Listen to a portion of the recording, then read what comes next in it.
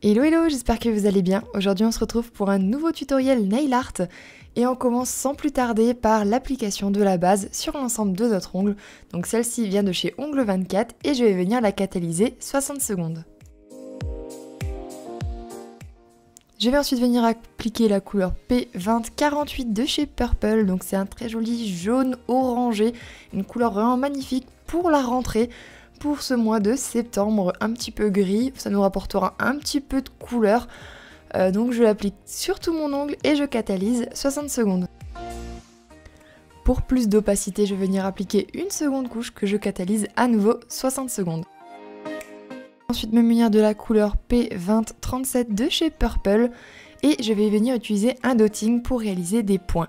Donc je vais tout simplement venir faire des lignes de points avec des points suffisamment espacés les uns des autres et ensuite je vais venir réaliser une seconde ligne en respectant un petit peu ce même écart. Donc il faut qu'il y ait le même écart entre les points entre la gauche, la droite, en haut et en bas. On respecte une distance toujours pareille, donc pour former une sorte de carré visuellement parlant. Une fois que c'est fait, vous allez venir vous munir d'un pinceau liner, donc un pinceau suffisamment fin pour venir tracer des traits. Donc pour ce qui est des traits, je vais tout simplement venir utiliser mes points comme repère. Donc là vous pouvez voir que j'ai tracé mon trait à gauche de mes points et ensuite je vais venir tracer un second trait, mais cette fois-ci à droite. Ensuite je vais venir tracer un troisième trait à gauche de mes points, puis ensuite à droite. Je vais systématiquement venir alterner le côté. Je vais venir répéter cette opération pour ma ligne de points centrale, ma ligne de points de gauche et ma ligne de points de droite. Pour la ligne de points de gauche et de droite, je vais tout simplement venir me calquer sur celle du milieu. Si maintenant par exemple je vais prendre, donc là on voit que je suis en train de faire la ligne du bas, donc je vais venir faire mon trait à gauche vu qu'il était placé à droite juste avant, et ensuite pour la ligne du dessus je vais venir tracer à l'intérieur, pour celle au-dessus je vais venir tracer à gauche, etc., etc. En fait pour créer un espace plus grand puis un espace plus petit entre mes traits. C'est pas très facile à comprendre comme ça, mais les images parlent d'elles-mêmes, je pense que vous allez largement comprendre en regardant les images.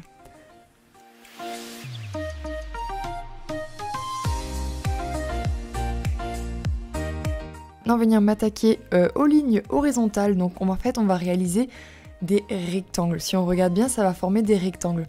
Donc pour savoir s'il faut mettre votre ligne au niveau du point à gauche, à droite, etc., c'est très simple, il suffit de réaliser donc des rectangles. Donc une fois vous allez en réaliser un dans le sens horizontal et une fois vous allez en réaliser un dans le sens vertical. Les images, comme dit, je pense qu'elles parlent d'elles-mêmes, il vous suffit de recopier ce que je fais à l'écran et ça devrait fonctionner parce que c'est vrai que c'est pas très facile à expliquer.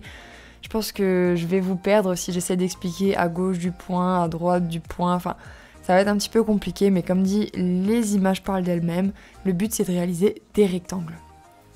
Et les points qu'on a réalisés tout au début nous servent uniquement de repère pour que nos rectangles aient tous la même taille à la fin. Une fois qu'on a fini de tracer toutes nos petites lignes horizontales, verticales, on va venir catalyser le tout 60 secondes. Libre à vous de laisser le nail art tel qu'il est. Moi j'ai décidé d'ajouter un petit peu de profondeur à celui-ci, donc je vais venir appliquer une finition mat que je vais venir catalyser 60 secondes. Si votre finition mat a un résidu collant, c'est important de l'enlever pour la suite des étapes, puisqu'on va venir ajouter des ombres avec de la peinture aquarelle. Donc c'est une peinture qu'on va diluer à l'eau, n'importe quelle marque fera l'affaire. Moi j'utilise une palette de chez Cora, mais la palette Action marche très bien, je vous ai fait une vidéo à ce sujet. Donc si ça vous intéresse, je vous la mets dans le petit i.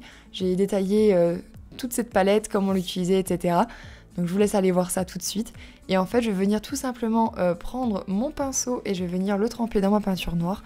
Et ensuite je vais venir l'appliquer à chaque fois, donc sur le côté le plus étroit de mon rectangle. Pas sur la partie large, sur la partie la plus étroite. Donc pour le moment je vais venir juste faire bêtement des taches, je vais venir poser ma couleur à l'endroit où je souhaite mettre l'ombre et ensuite on va venir dégrader un petit peu plus tard. Une fois que j'ai déposé partout mon aquarelle, je vais venir me munir d'un pinceau plat, enfin je vais garder mon même pinceau et je vais venir le tremper dans l'eau, je vais venir bien le rincer et je vais venir tout simplement dégrader la peinture noire que j'ai appliquée précédemment. Donc c'est important de bien venir essuyer son pinceau entre les différentes étapes pour pas que au final vos carrés se retrouvent tout noirs. c'est mieux. Et donc du coup, j'hésite pas à bien dégrader. Et si jamais après vous trouvez que votre dégradé est un petit peu trop foncé, on va venir utiliser un petit peu de cleaner pour venir éclaircir la zone du milieu. Donc d'abord je dégrade le tout. Une fois que tout est dégradé, je passe à l'étape du cleaner.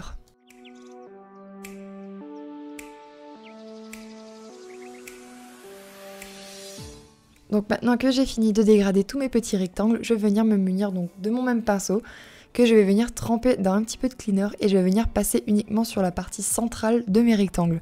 En fait, ça va permettre d'éclaircir un petit peu plus la zone du milieu et créer un petit peu plus de profondeur.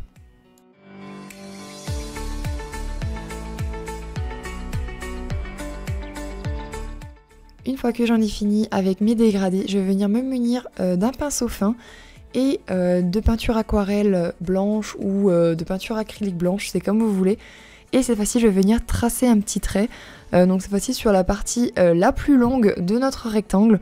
En fait, ça va rajouter une petite touche de lumière. Donc là, vous pouvez mettre un petit peu de manière aléatoire. Le trait n'est pas forcément obligé d'être net. En fait, ça va ajouter un petit effet d'optique, un petit effet lumineux qui va encore rajouter un petit peu de contraste à ce nail art là, qui a pour but en fait d'avoir un effet un petit peu entrecroisé. Donc c'est vraiment important de jouer avec les ombres et les lumières pour créer cet effet là. En fait, quand on va regarder le nail art, on va avoir l'impression qu'il est en 3D, qu'il est en relief, alors que pas du tout, il est complètement lisse. Une fois que notre peinture est bien sèche, on va venir appliquer notre finition. Donc comme d'habitude, j'utilise la finition Wonderful Shine de chez Purple, que je vais venir catalyser 60 secondes. Et voilà le résultat de ce nail art. Si ce nail art vous a plu, n'hésitez pas à me le dire dans les commentaires ou à liker la vidéo.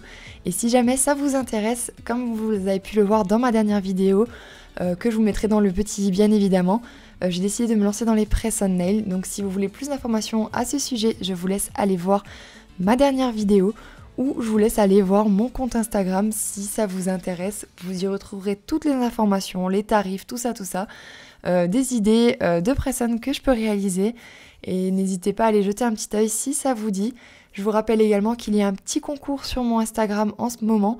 Il est valable jusqu'au 4 octobre. Et il y a également un second concours sur ma page YouTube. Donc dans ma dernière vidéo que je vous aurai mis dans le petit i, vous pouvez remporter un deuxième set de press-on si ça vous intéresse. Donc je vous laisse aller vous inscrire avant le 4 octobre.